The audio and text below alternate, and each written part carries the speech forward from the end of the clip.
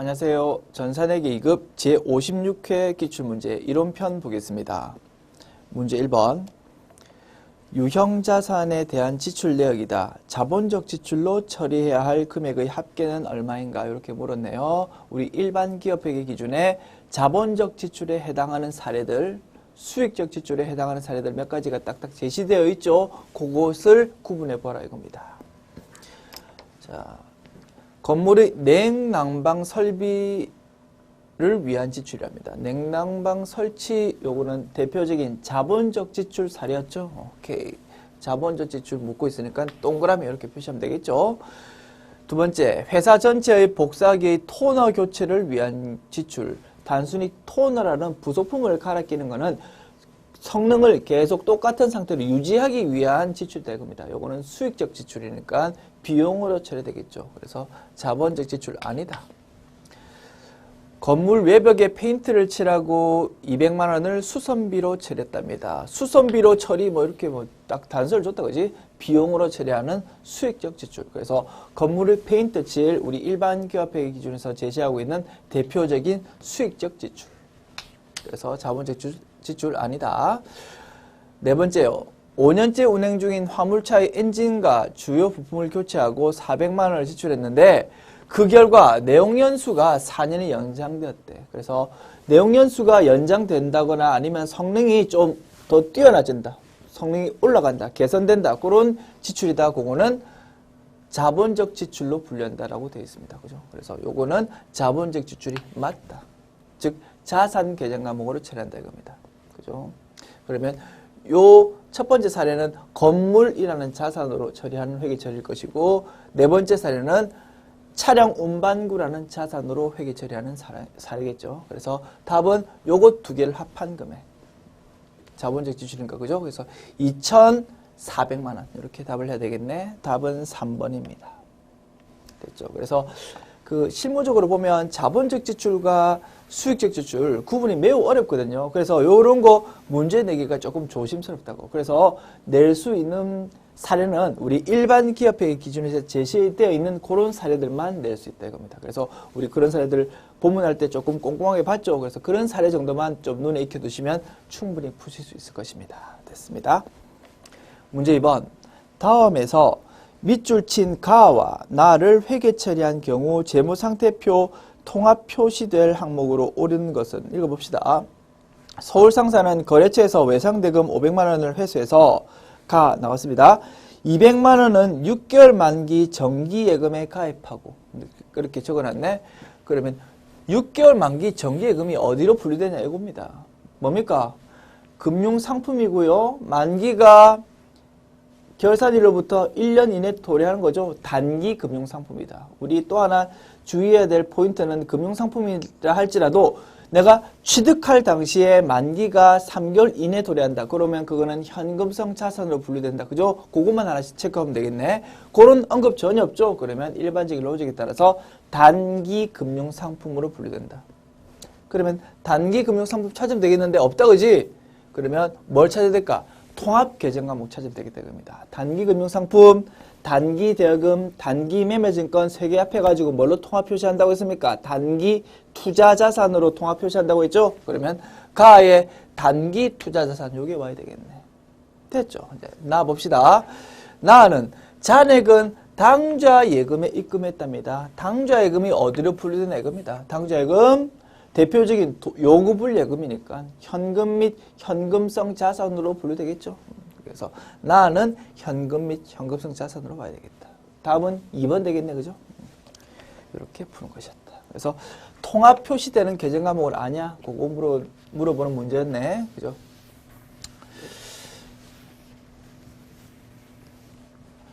문제 3번입니다. 대한컴퓨터의 아래 거래를 분계 시 가, 나와 관련된 대변 계정 과목으로 옳은 것은 자 차변 대변 회계 처리할 때 대변이랍니다. 컴퓨터 한 대당 70만 원을 주고 10대를 구입했습니다. 대금은 나중에 주기로 했대. 외상으로 샀다 이겁니다. 외상으로 사면 외상 매입금 아니면 미지급금 계정 과목 오겠죠. 외상 매입금은 주된 영업활동이라면 그거는 외상 매입금. 즉 상품을 사는 거라면 외상 매입금이고, 그죠? 주된 영업활동이 아니면, 즉 상품 아닌 물건을 살 때 외상으로 샀다 그러면 미지급금이고, 그렇게 구분하겠죠. 자, 판매용 컴퓨터는 9대, 총 10대 중에서 9대는 판매용 컴퓨터래. 우리가 외부에 팔려고 컴퓨터 샀답니다. 상품이죠. 상품 살 때 외상으로 샀으니까 외상 매입금이 대변해 와야 되겠죠. 9대 중에 한 대는 직원 업무용 컴퓨터, 영업활동에 사용하려고 컴퓨터 샀답니다. 비품이라는 유형자산이죠. 유형자산 사는 거는 주된 영업활동은 아니잖아. 그러니까 미지급금으로 대변에 회계처리를 해야 되겠죠. 그러면 가는 외상 매입금, 나는 미지급금 돼 있는 3번이 정답. 우리가 본문 배울 때 중요하게 우리 다뤘던 부분이다. 그죠? 그래서 어떨 때 외상 매입금, 어떨 때 미지급금이냐, 그거 묻는 문제였다. 됐죠. 문제 4번요.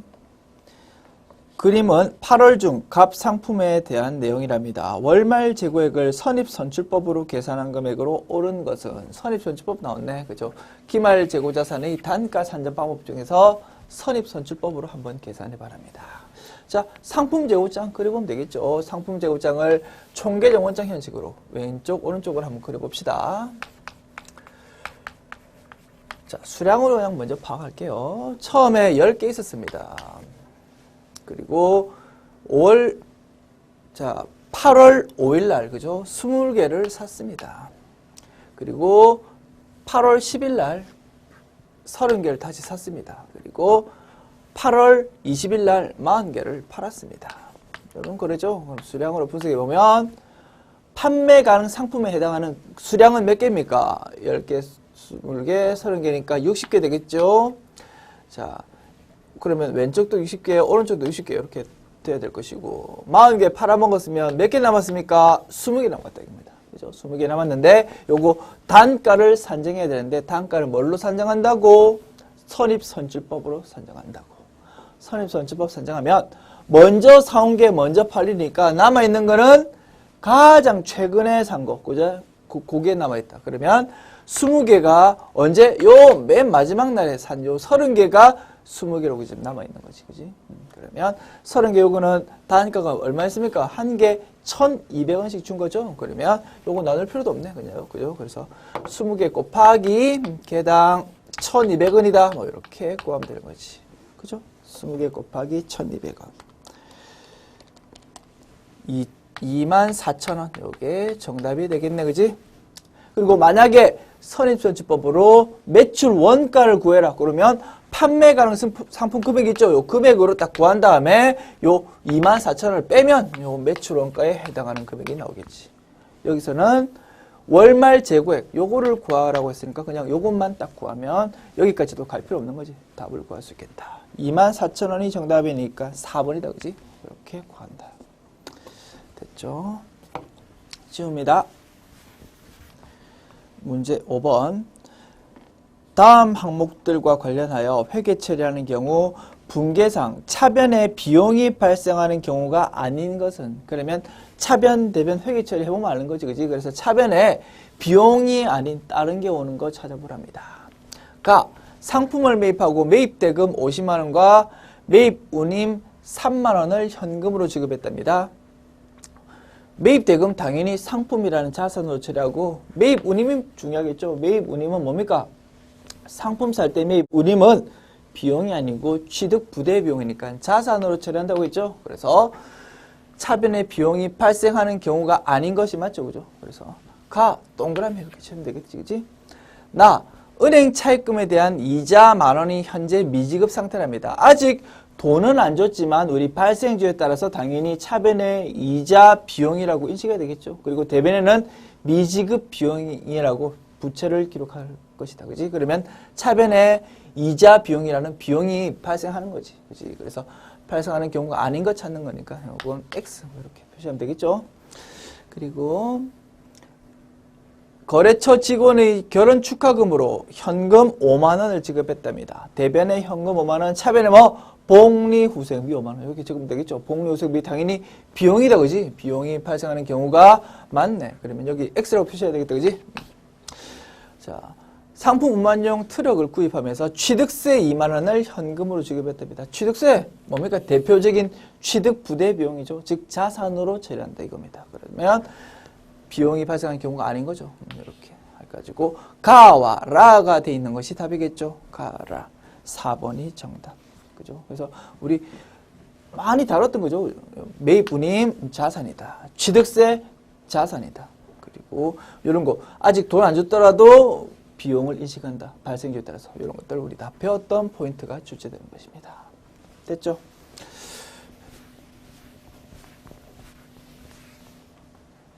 문제 6번요. 다음은 시산표에 대한 설명이랍니다. 틀린 것은 차변과 대변의 합계액이 일치한다면 계정 오류가 전혀 없다는 것을 의미한다. 이거 아니죠. 시산표는 only 차변과 대변이 일치하냐 안 하냐 그것만 확인할 수 있다고 합니다. 그래서 계정 과목을 잘못 썼다. 또는 차변하고 대변을 막 서로 계정 과목을 바꿔 썼다. 이런 거 전혀 발견 못했다고. 그리고 금액도 차변 대변 금액을 동시에 내가 잘못 적었다. 그런 것도 발견 못했지. 그죠? 찾을 수 있는 오류는 only 차변 금액과 대변 금액이 다른 경우 그것만 찾을 수 있었다 이겁니다. 그래서 차변 대변 일치한다고 해가지고 완벽하다 이렇게 전혀 생각하는 게 아니지, 그지? 그래서 요 지문이 틀린 것입니다. 1번이 틀렸다, 그지? 정답은 1번. 2번, 3번, 4번 읽어나 볼까요? 작성 시기에 따라서 수정 전 시산표와 수정 후 시산표로 구분된다. 맞죠? 기말 수정 분계를 하기 전이냐 후냐에 따라서 이렇게 나눠지겠지. 3번. 대차 평균의 원리에 근거하여 분계장에서 원장으로의 전기의 정확성을 점검한다. 그죠? 총계정 원장을 원장이라고도 줄여서 말하거든요. 그래서 분계장에서 총계정 원장으로 정확하게 전개되었는지 검증하는 것이 요 시산표의 존재 이유다 이겁니다. 시산표의 존재 이유. 됐죠? 4번. 시산표의 종류에는 잔액 시산표, 합계 시산표, 합계 잔액 시산표가 있다. 맞죠? 이렇게 읽어봤네요. 됐습니다. 정답은 1번이었다.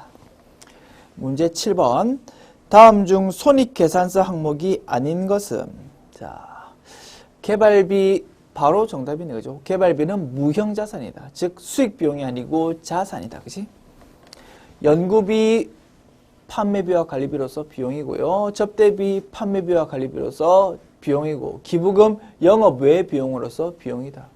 됐죠?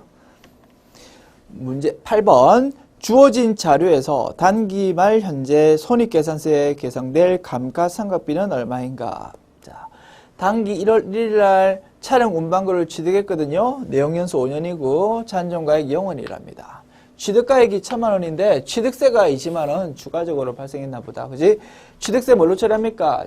취득 부대 비용으로서 자산으로 포함시켜버린다. 그죠? 그러면 취득 원가는 요 차량 값인 1,000만 원 플러스 취득세 20만 원 된 금액이다. 1,020만 원 요것이 취득 원가가 되겠다.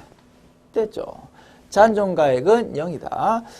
자동차 보험료 1년분 60만 원이 지출되었네. 자동차 보험료는 취득하고 나서 보유하는 동안 드는 지출이니까 취득 원가로 처리하면 되는 게 아니죠. 보험료라는 별도의 비용으로 처리하는 부분이다. 묻고 있는 거는 지금 감가상각비 묻고 있습니다. 그리고 감가상각 방법이 정액법이래. 그러면 이런 거 감가상각 계산하는데 전혀 필요 없는 정보다. 그리고 단기 7월 1일 날 차량 운반구 수선비가 발생했답니다. 요거 수익적 지출이래. 요것도 비용으로 처리한다 이 말이죠. 그래서 차량 유지비라는 비용으로 처리하는 부분이고 따라서 요 10만 원도 감가상각비 계산에 전혀 영향 미치지 않는다. 됐죠? 만약에 이게 자본적 지출이라면 취득원가에 합산해가지고 감가상각비를 구하겠죠. 수익적 지출이니까 고려하지 말라. 됐죠? 그러면 1,020만 원 빼기 잔존가치 0원입니다. 요거를 몇 년으로 나눕니까? 내용연수인 5년으로 나눈다. 그리고 1월 1일 날 취득했으니까 그냥 12달치, 즉 1년치를 그냥 온전히 계산하면 되겠죠. 구해봅시다. 10200 200 000 나누기 5 하면요. 2040 000 이렇게 되겠네. 그지? 정답은 2번이 되겠다. 됐죠? 치웁니다. 문제 9번요. 다음 중 기말 계정 잔액의 표시가 잘못된 것은, 자, 총계정 원장이 나와 있죠. 총계정 원장의 잔액은 항상 네 자리 쪽에서 나온다, 그지? 그러면 자산, 비용은 왼쪽, 부채, 자본, 수익은 오른쪽. 이렇게 잔액이 딱 생기겠지? 받으럼 자산이니까 왼쪽에 잔액이 있고요. 현금 자산이니까 왼쪽 잔액. 자본금 자본이니까 오른쪽 잔액. 미수수익 자산이니까 왼쪽에 잔액이 있어야 되겠죠? 오른쪽이니까 틀렸을 겁니다. 정답은 4번. 자, 지우고요. 다음 문제 봅시다. 문제 10번. 다음 중 비유동 부채에 해당하는 것은, 자, 봅시다. 임대보증금, 대표적인 비유동 부채 맞죠? 1번이 정답이네. 임대보증금 무슨 뜻입니까? 우리가 건물을 누구한테 임대해 줬습니다. 그러면 세입자가 나한테 보증금 주는 거죠. 우리 입장에서는 보증금을 받은 겁니다. 돈 들어왔다고 좋아할 필요 없는 거죠. 나중에 임대차 계약 끝나면 다시 돌려줘야 되는 돈이다. 그래서 그때 쓰는 계정 과목이 임대보증금, 대표적인 비유동 부채에 해당한다. 선수금, 요거는 유동부채죠. 계약금 쪽으로 미리 받은 거. 단기차입금 유동부채고요. 미지급금 유동부채다. 그래서 정답은 1번. 임대차 계약이 보통 1년이 넘지 않습니까? 그죠? 그렇기 때문에 비유동부채로 분류된다라고 보시면 되겠네요. 문제 11번.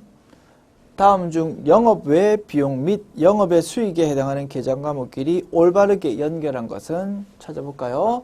자, 1번 선급 비용, 이거는 자산이니까 뭐 바로 탈락, 그죠? 미수 수익, 요거는 자산이죠, 그죠? 요것도 탈락. 2번 이자 비용, 이거는 영업의 비용 맞죠? 선수 수익, 요거 부채죠? 그래서 탈락. 미지급 비용, 요것도 부채죠? 탈락이고, 이자 수익은 영업의 수익 맞긴 맞다, 그지? 4번 이자 비용은 영업외 비용 맞고요. 이자 수익은 영업의 수익 맞다. 그러면 정답은 4번 되겠다. 그죠? 이렇게 풀어보겠다. 자, 지웁니다.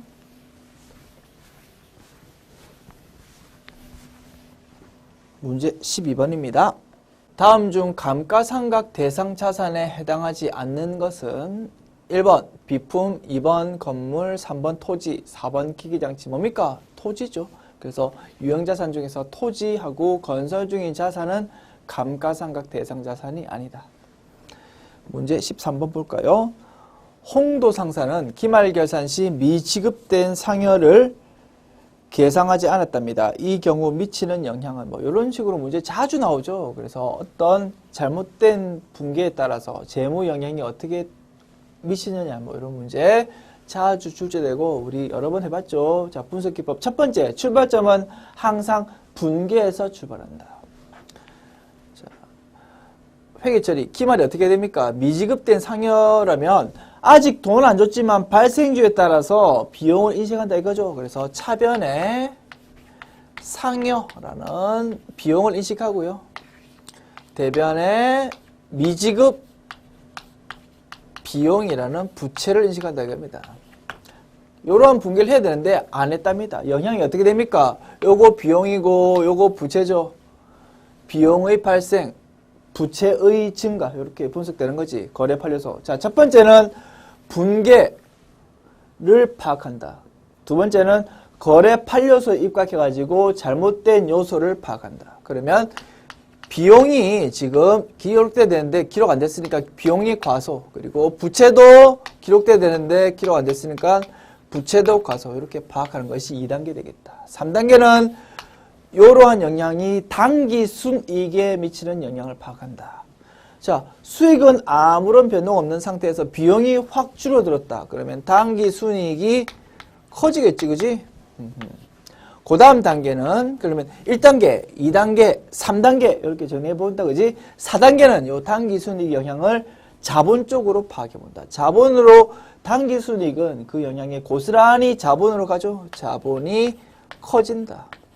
이렇게 분석하는 것이 그 다음 단계. 그러면 1, 2, 3, 4 뭐 이렇게 단계를 한번 정리해볼 수 있겠다, 그지? 마지막 단계는 이제 자산, 부채, 자본. 재무상태표 요소로만 한번 검증해 본다. 요것이 마지막 단계입니다. 5단계. 자, 자산, 부채, 자본 합계는 자 왼쪽 합계와 오른쪽 합계 항상 똑같아야 되는 상황입니다. 이 상태에서 부채가 떨어졌대. 자산은 아무런 영향 없대. 그러면 왼쪽 오른쪽 합계 똑같으려면 할 수 없이 자본이 올라갈 수밖에 없다 이겁니다. 그죠?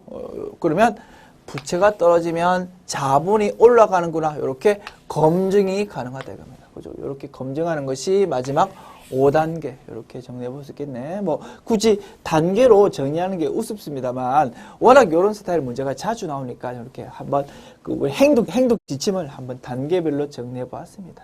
됐죠? 이렇게 분석해 봤다. 그럼 이제 정답 찾으면 되겠죠? 미치는 영향은 그럼 맞는 걸 찾아라 그 말이죠. 자, 자산이 과대평가된다. 지금 자산은 등장한 적이 없지. 부채가 과소평가된다. 부채가 과소평가된다. 그지? 그럼 2번이 정답이네. 자, 이제 3번, 4번 읽어볼까요? 단기 순이익이 작아진다가 아니고 많아진다라고 해야 되겠지. 자본이 감소한다가 아니고 증가한다라고 해야 되겠지. 이렇게 분석 가능하네요. 됐죠. 이렇게 풀어봤습니다.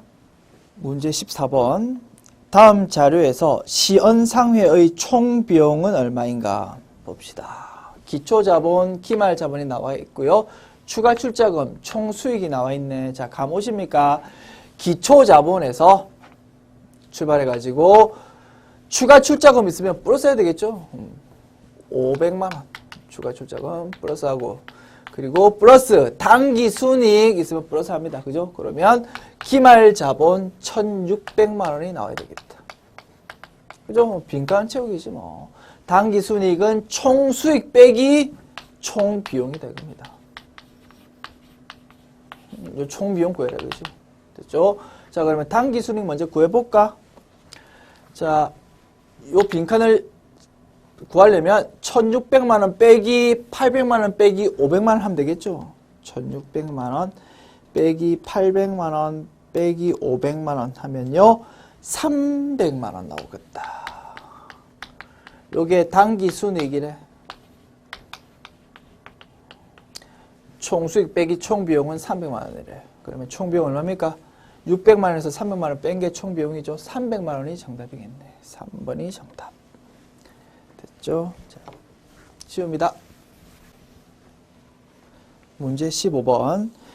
다음 자료를 토대로 기말 대손 상각비로 계상할 금액은 얼마인가? 자, 대손 충당금에 대한 자료들이 쭉 제시되어 있다. 그지? 어떤 특정한 계정 과목에 대한 자료가 쭉 나와 있다. 그러면 그 계정 과목에 대한 총계정 원장을 그려가지고 금액을 하나씩 채워보면 구하고자 하는 금액을 바로 구할 수 있다. 신속 정확하게. 자, 봅시다. 대손 충당금에 대한 총계정 원장 그려보자고. 뭐에 대한 대손 충당금? 매출 채권에 대한 대손 충당금. 대손 충당금 중에서 매출 채권.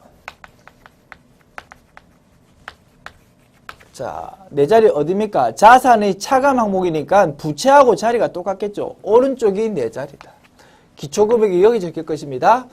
자, 지금 구하고자 하는 게 뭡니까? 기말 대손 상각비로 계상할 금액. 즉, 대손 충당금을 보충법에 따라서 결산할 때 추가적으로 설정하죠. 그 추가적으로 올해 설정하는 금액이 얼마냐? 그거 묻는 거죠. 그죠? 자, 채워봅시다. 하나씩.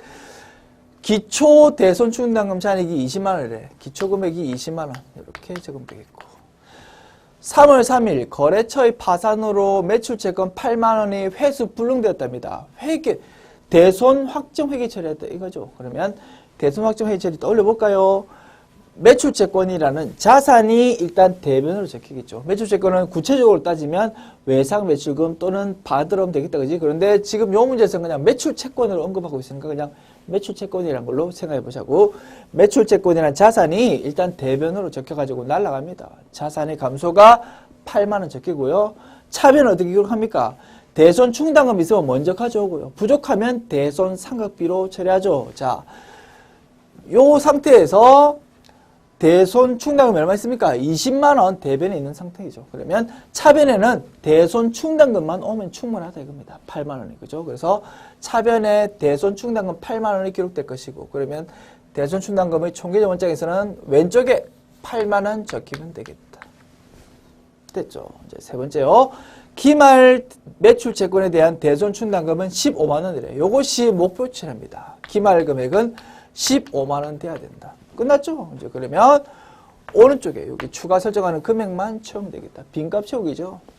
총계정 원장 마감되고 나면 항상 왼쪽 오른쪽 금액은 똑같습니다. 23만 원이 왼쪽이고요. 그러면 오른쪽도 23만 원 돼야 되겠지? 자, 여기가 20만 원이니까 여기는 뭐다? 3만 원이지 뭐. 그죠? 추가 설정하는 금액은 3만 원. 분계로 따지면 차변의 대손상각비, 대변의 대손충당금 얼마씩? 3만 원씩 차변, 대변에 기록하면 되겠다. 그게 회계 처리죠? 그러면 묻고 있는 거는 그냥 3만 원만 묻고 있는 거니까 답을 3번 이렇게 바로 선택하면 되겠네. 그죠? 이렇게 풀어봤습니다. 됐죠? 그래서 하나의 계정 과목에 대해서 묻고 있다. 총계정 원장 그려라. 이렇게 정리합시다. 자, 이렇게 벌써 우리 제56회 기출문제 풀어보았고요. 어떻습니까? 다 우리 배웠던, 강조했던 부분에서 출제됐다 이겁니다. 수고했습니다.